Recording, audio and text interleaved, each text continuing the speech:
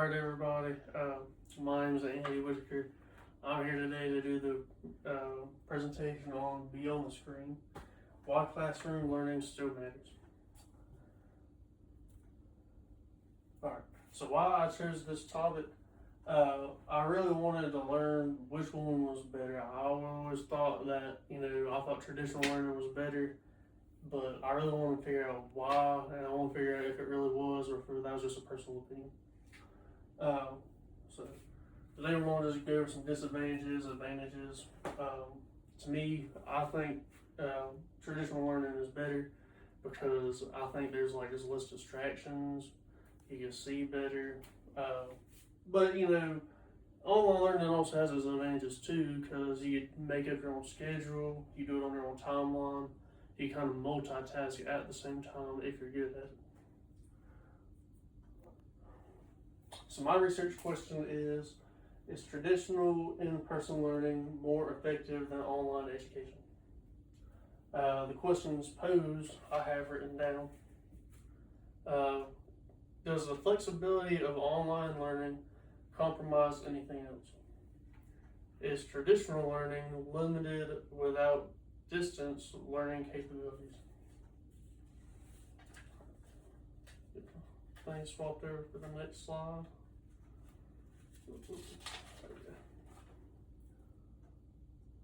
My research.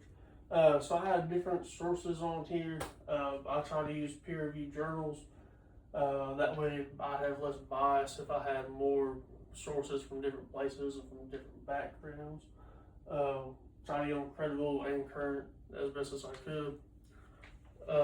So some of the sources I got them written down, include Columbia, Cornell, New Hampshire, Massachusetts, Amherst, Maryland, Baltimore, Michigan University. The peer review sources I have, it includes American College of Education, Berry College, Medical Science Educator.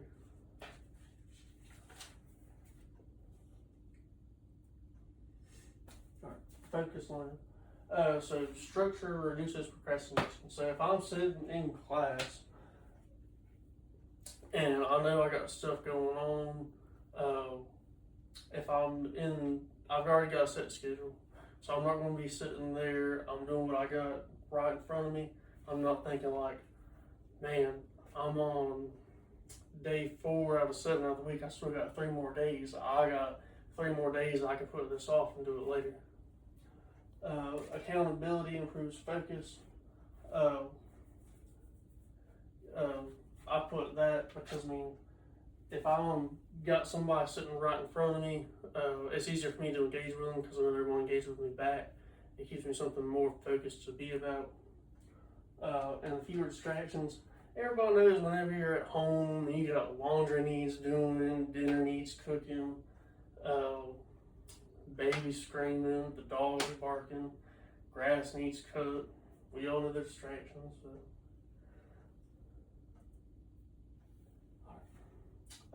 Like I was saying earlier, whenever you're in class, you're right in front of the teacher, so whenever you got a question, you don't have to wait till the next business day for them to get back to you if they're not on summer vacation or spring break or anything else. Whenever you're in there, you got the question, you raise your hand, you can ask it, and you can go ahead and get the answer back while you've already got your question on your mind.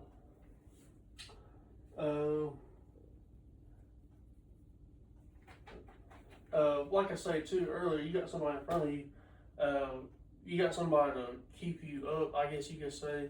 If I'm sitting in class, it's harder for me to turn around and get on my phone and be distracted in other things. So I have my teacher to yell at me. I'll be like, hey, you need to get paying attention.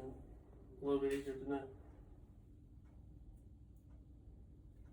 Alright, so the hands-on learning is a big thing for me because I'm more of a hands-on learner myself. I know a lot of people that are.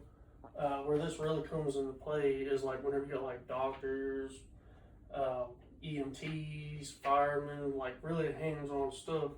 It's kind of hard to put a fire out with a book, if you know what I'm saying. Doctors, it's, you can read something and you might know what you're doing, but once you start putting your hands on something, you can kind of relate to it a little bit more, and knowing what needs to be done. Repetition in the hands really does go a long way.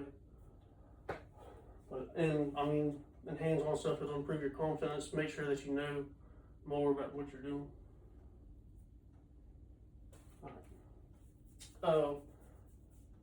Lasting relationships is a big thing.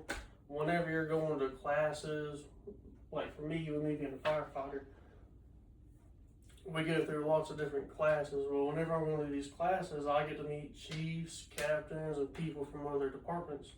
And later on in my career, whenever I have to start hiring people for my department, or I have to go up to certain chiefs and explain to them why I want something in the budget, or why we need more people, or go to the town board about it, I could ask other people about it that would help me out later on. Alright. So I'm not going to harp too big on these because logos, ethos, and pathos are kind of self-explanatory in a way whenever you get to learn about it. This here, I'm not going to focus too much on them because I feel like that's something that needs deeper research that time we just don't have today. But if you want to, logos, research and statistics, ethos, numerous credible sources, pathos, student success, and future careers.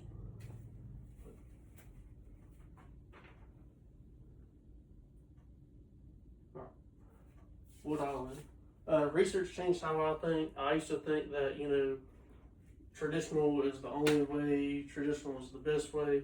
And however, I still agree that I think it is the better way. It is not the only way, because I don't want to admit too much, but we do know online courses do have their good points, because I could do things on my own time, I can set my own schedule.